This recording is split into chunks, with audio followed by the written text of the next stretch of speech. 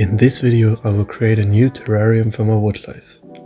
We will walk you through the step-by-step process of creating the perfect home for my woodlice. In addition, we'll explain why each step is important for their well-being. I chose this glass because it still has a compact size, but at the same time it has a noticeably larger space than the previous one. In addition, a LED is built into the lid, which makes it easier for me to observe the terrarium in low light conditions. The first thing I do is lay out a layer of stones. It ensures that excess water seeps down so that the soil is not too wet. Too moist soil will cause to rot over time. At the same time, the moisture stays in the terrarium so that the soil can draw moisture when it needs it.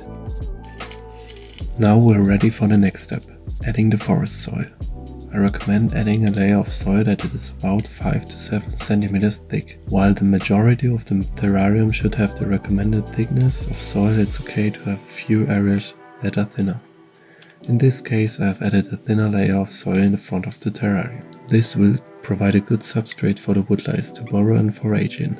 It's important to use forest soil because it contains a lot of organic matter, which is a natural food source for woodlice. It also contains microorganisms and beneficial bacteria that will help break down waste materials in the terrarium.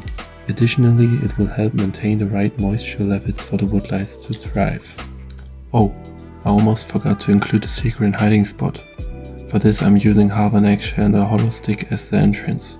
I'm not sure if the woodlice will actually use it, but I think it will be interesting to see over time if and how they utilize the space.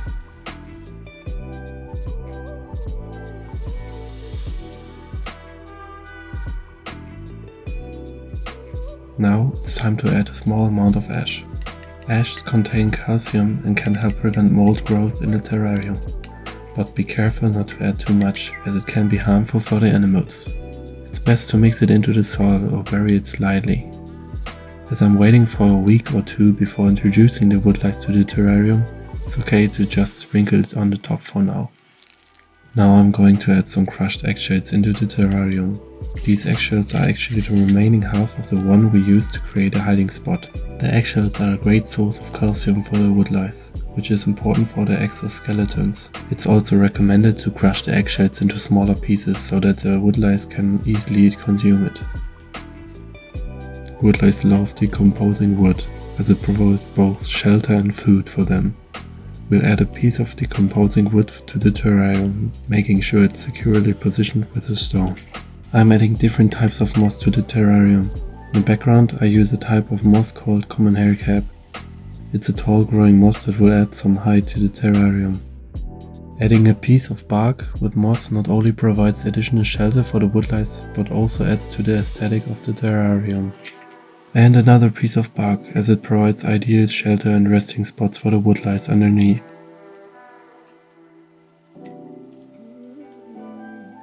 The next step involves adding stones to the terrarium.